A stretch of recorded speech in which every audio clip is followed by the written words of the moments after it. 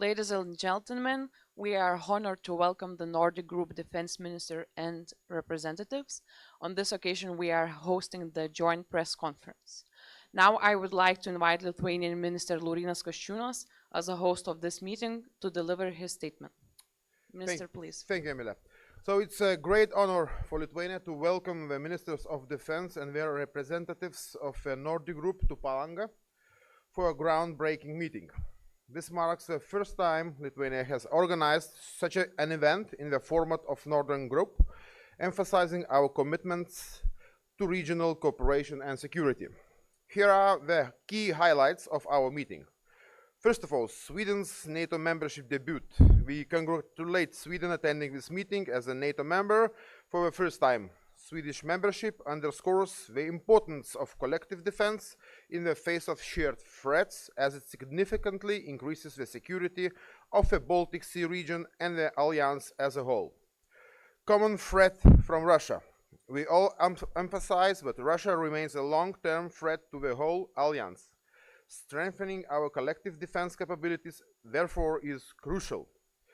Vilnius commitments. All countries of a Northern Group agree that we need to strengthen our collective defense and invest more in our capabilities. The forthcoming Washington summit must demonstrate this once again. We reaffirm our support for the defense investment pledge made in Vilnius, advocating for at least 2% allocation to defense. And of course, support to Ukraine. Our defense and deterrence starts in Ukraine. Best way to constrain Russia is support to Ukraine, and we should not let Ukraine to be outgunned. Our aim is Ukraine's victory, and our commitment to supporting Ukraine is long-term, resolute and unwavering. We will do all we can seeking to assist Ukrainian armed forces in their legitimate fight for independence. Thank you. Thank you, Minister. Now we open the floor for questions from the media. When asking a question, please introduce yourself, state your affiliation, and indicate which country your question is directed towards. And also note for Minister and representatives, if you would like to add anything to a question that has been raised, please feel free to do so. Lithuanian National Television. So, as you said, and as President Zelensky said, we need drone systems and tactics to protect our positions. So, how can your country help to protect, especially airspace? So, for everyone who can answer to this. Who would like to comment, please enter the tribune. Okay, thank you very much. I will start. Locally, nationally, and in whole NATO level. So first of all, Lithuania starts the national drone program linked to support to Ukraine. It means we will finance 10 millions of national drone program for Lithuanian drones producers, and these drones, which we will buy, will be delivered to Ukraine. So the step is that our drone producers now test their drones in Ukraine. When we get the certification, we are gonna buy it and deliver to Ukraine. And we call it ecosystem when you are, testing the techniques and step by step improving your capabilities in Lithuania and supporting Ukraine at the same time. In the national, on the NATO level, Latvia is leading drone coalition. So I will invite to speak Minister Andris Spruts, but also I want to say a lot of warm words on Germany, especially on their leadership on all air defense systems. They are leading the air defense coalition. 25% Germany of their air defense capabilities, long-range air defense capabilities as a Patriot systems, they already delivered to Ukraine. And they are leading this coalition. And I would say in air domain, Germany is #1 of all NATO countries of donating for Ukraine.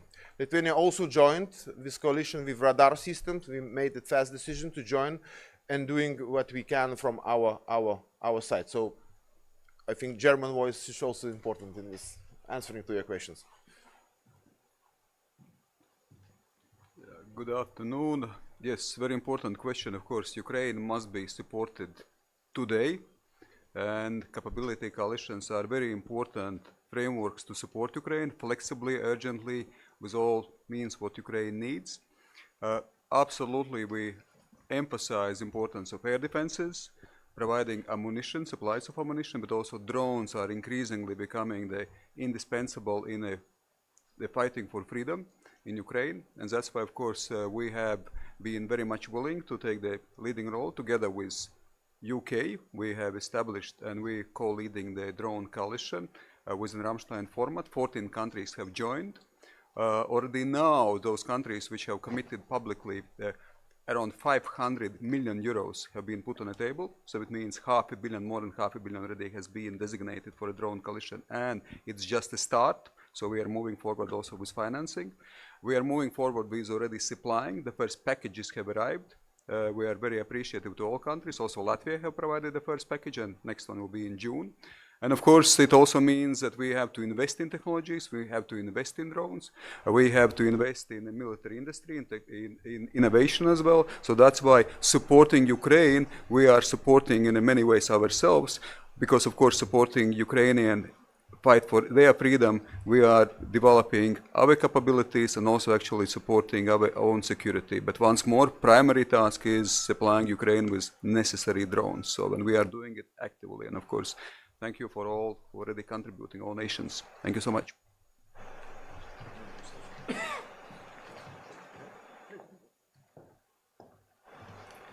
Hi, hello. Thank you for being here. We all have to remember that we are the part of the strongest allies in the world, and we are here to tell all the world about it. But the Poland, with Germany and Italy, we are the co-leaders of the armor coalition, and this is the most important thing for us right now. But of course, the air defense, we discussed about it. Also, for my perspective, it's very interesting how Lithuania, Latvia and Estonia will build a Baltic defense line, because we decided by Premier Tusk in Poland to build the West Shield, and we want to connect it with the Baltic one, so it's very important for us.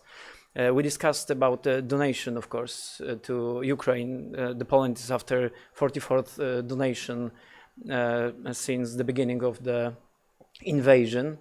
And like my colleague said before, the aim is one, the aim is winning. And we all have to know it, and we all have to do it. Thank you.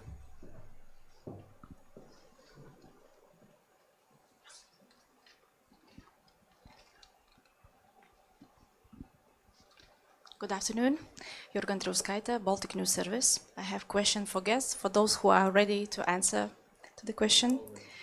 Did the representatives of Lithuania ask your countries to deploy air defense capabilities, that is, to join the rotational air defense initiative? If so, do you agree to do that and have discussions inside your countries?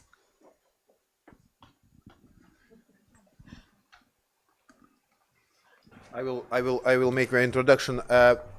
Directly today, we do not discuss that. We discuss just a principle, but in Baltic air defense rotational model should be implemented. Yesterday, as we said, 3 Baltics ministers will prepare a letter for the General Secretary of NATO about the implementation. What I want to say, Netherlands, I thank today Netherlands of contributing to the Baltic rotational model.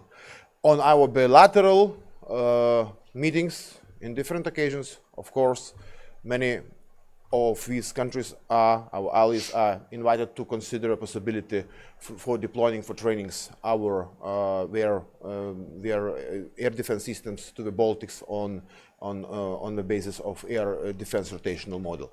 But of course, there are considerations. We're working together in diplomatical level now. Thank you.